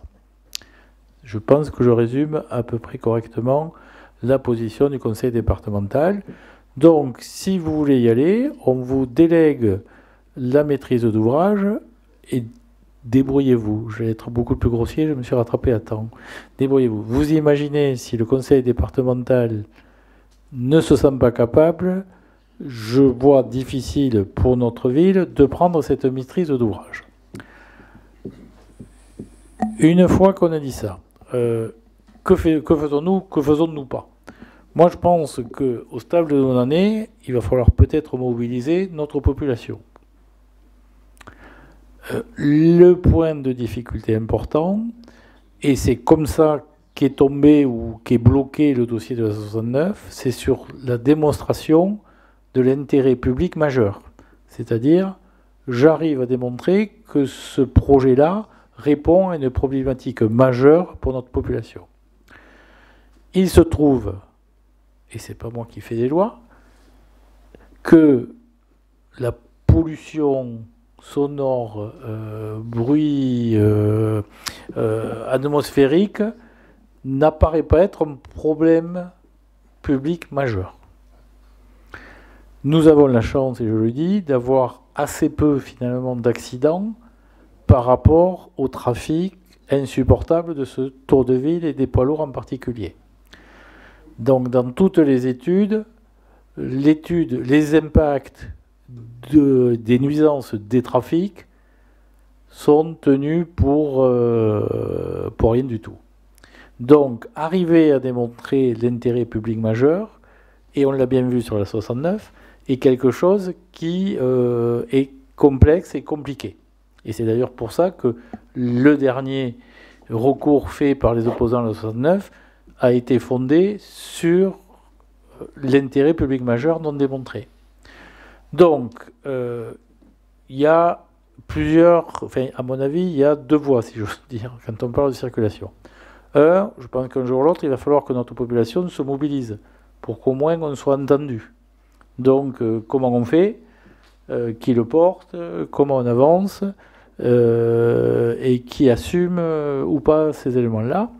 Et deux, et je pense qu'il faut faire les deux en parallèle, c'est qu'est-ce qu'on obtient du conseil départemental dans le temps, parce que vous imaginez que pour arriver à ça, on n'est pas arrivé en termes de timing, pour sécuriser au maximum ce qui est sécurisable. Et on sait qu'on a ce qui ne règle pas le problème ni de la pollution atmosphérique, ni de la pollution sonore. Mais comment on peut sécuriser, urbaniser l'avenue de Castres, la partie du Tour de Ville, mais ça on l'avait déjà intégré dans notre projet global du Tour de Ville, et l'avenue de Castelnaudary, qui est le schéma là-dessus. Mais voilà où on en est, complexe, très complexe. Donc on s'est quitté le conseil départemental sur le fait qu'ils allaient nous proposer une convention à venir, à discuter, à analyser, d'ici la fin du mois d'avril. Là aussi, je me tourne vers ceux qui étaient avec moi à la réunion, pour nous proposer ces éléments-là. Voilà où on en est. Je ne sais pas si ça répond à ta question, mais si tu veux mener la fronde, bienvenue. Non, mener la fronde, il faut avoir des frondeurs avec soi. Voilà. Voilà. Non, merci pour ta réponse d'abord. Il y a peut-être d'autres solutions, je ne sais pas. Moi, j'ai toujours des solutions extrêmes. On peut faire péter des ponts aussi. Voilà. Comme ça, là, il n'y a pas de pont. Moi, je n'ai pas vu qu'il y avait de pont qui traversaient Revel. Hein. Ah, si, il y en a un qui bloquerait pas mal de camions.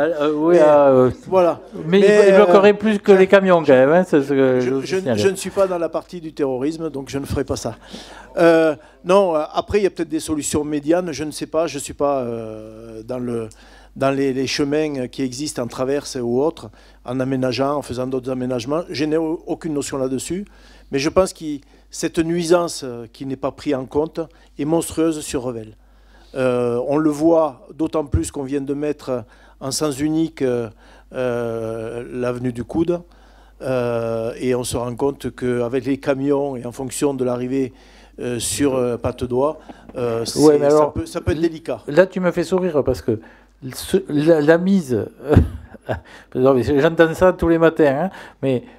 La mise en sens unique à l'avenue du Coude n'a strictement rien changé au parcours des camions. C'est-à-dire que les camions qui arrivaient de Castres, elles passaient toujours par le côté ouest. Non, pour une fois que j'avais à peu près mes points cardinaux, j'ai mis un temps pour réfléchir. Passer toujours par là et continuer de passer par là. Et les camions qui arrivent de la route de Castelnaudary passaient toujours par le côté est et continuent de passer par le côté est. Donc, ceux qui disent le passage de l'avenue du Coude en sens unique a impacté, il y a plus de camions qui passent au rond-point. Il y a un peu plus de voitures, mais 15 ou 20% de voitures, n'exagérons pas non plus. Donc, de ce côté-là, l'avenue provisoire, je rappelle que c'est un test, etc., je ne vous refais pas tout ce qu'on a déjà dit 25 fois et demi. Donc, ça n'a rien changé et ça ne réglera pas le problème des poids lourds. Donc, le vrai problème, c'est la prise en compte de ces nuisances qui, quand on avait fait des études dites 4 saisons, hein, vous savez que quand on étudie des tracés comme ça, on est obligé de faire des études d'impact sur le futur tracé et pas sur le tracé actuel. J'avais expressément demandé au conseil départemental qu'en parallèle, on fasse ces études d'impact sur le tracé existant, et qu'on m'avait dit, mais monsieur Ourquet, vous n'y comprenez rien, ça n'a aucun sens, il n'y a pas d'intérêt.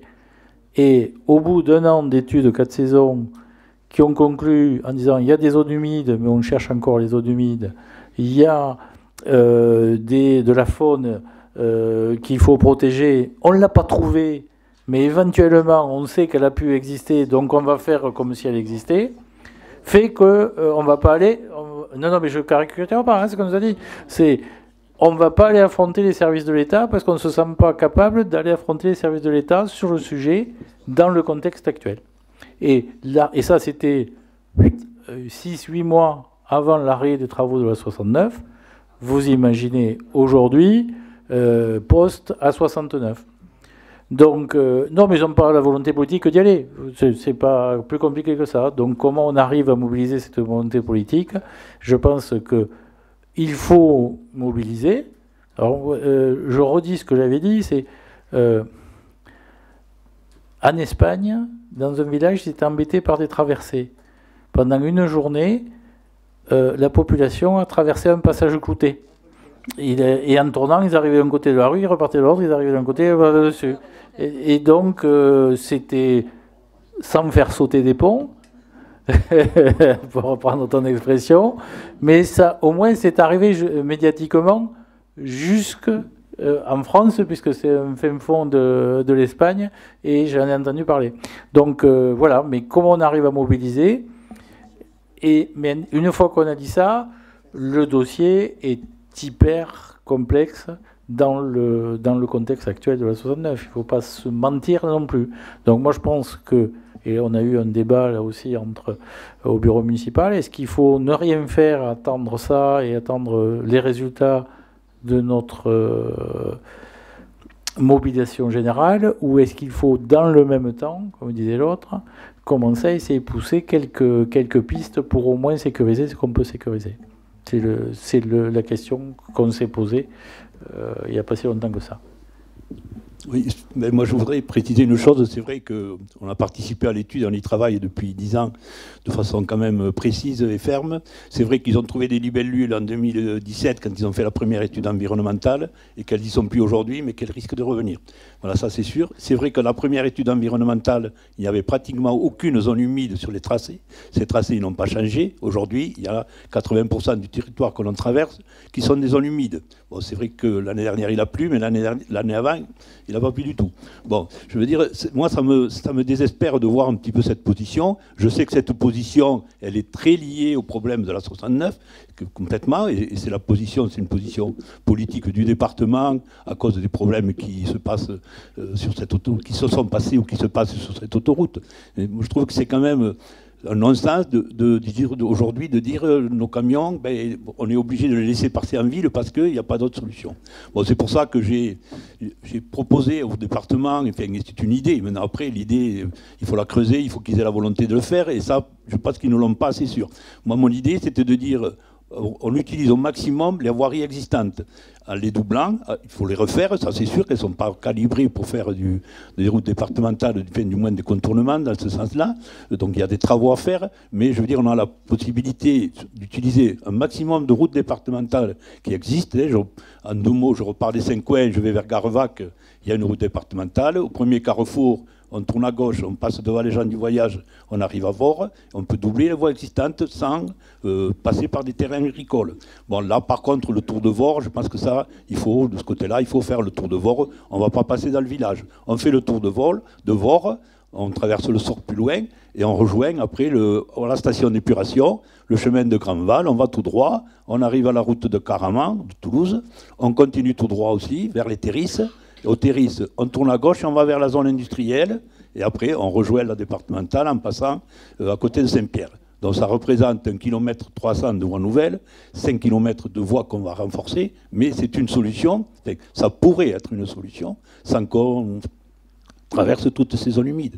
Bon, pourquoi pas? Je veux dire, c'est sûr que ce n'est pas leur volonté, ça ils nous l'ont bien dit, mais je veux dire, pourquoi pas? Je veux dire, c'est là-dessus aussi, il y a les 2 solutions, c'est vrai, de renforcer la sécurité au centre-ville, ça c'est sûr, mais il y a peut-être une autre solution qui pourrait peut-être être une solution. Mais c'est sûr qu'après, si c'est à nous, commune de Revel, d'assurer la maîtrise d'ouvrage, ça c'est notre solution, et puis on n'a pas les capacités, disons, pour le faire aujourd'hui. Ni financières, ni intellectuelles. Donc, ça se confirme. Pour ça. Donc voilà, donc on en est là avec le conseil départemental, mais je pense qu'une mobilisation ne peut pas nuire, je vais le dire comme ça. Je ne sais pas si ça peut aider, mais ça ne peut pas nuire.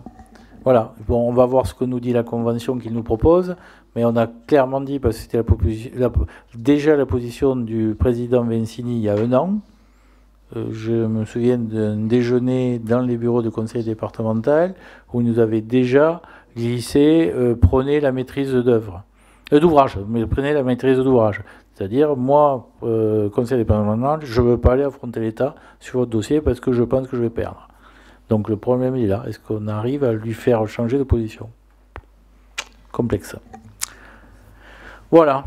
Donc, mais si tu veux, si on part sur le tracé qu'évoque Michel, c'est 10 ans de plus. Hein. Donc est-ce qu'on ne fait rien pendant 10 ans? C'est ça ma question. Et je vous voyez à peu près ma réponse. Il faut quand même faire quelque chose. Bon, pour te remercier pour ton intervention et tout ce que tu viens de nous dire, j'ai souvenance quand tu as été élu, des paroles du conseil départemental qui te disait que tu inaugurerais cette déviation avant la fin de ton mandat. Il leur reste plus beaucoup de temps. Oui, et puis je vais te dire, le président Méric, puisque c'était le président Méric à l'époque, avait pris un pari dans cette même salle et il devait me faire livrer une caisse de champagne le jour où on couperait le ruban. J'ai pas bu. Enfin, pas de celui de Méric, toujours. Et donc, je ne pense pas que je le boirai. Mais non, mais on est tous d'accord là-dessus. Je rappelle qu'on a été élu physiquement le 20 juin, si je ne dis pas de bêtises, qu'on a pu post-Covid là-dessus. J'ai fait un courrier le 23 juin au conseil départemental, en 2020, pour leur rappeler notre ferme volonté de voir aboutir ce contournement.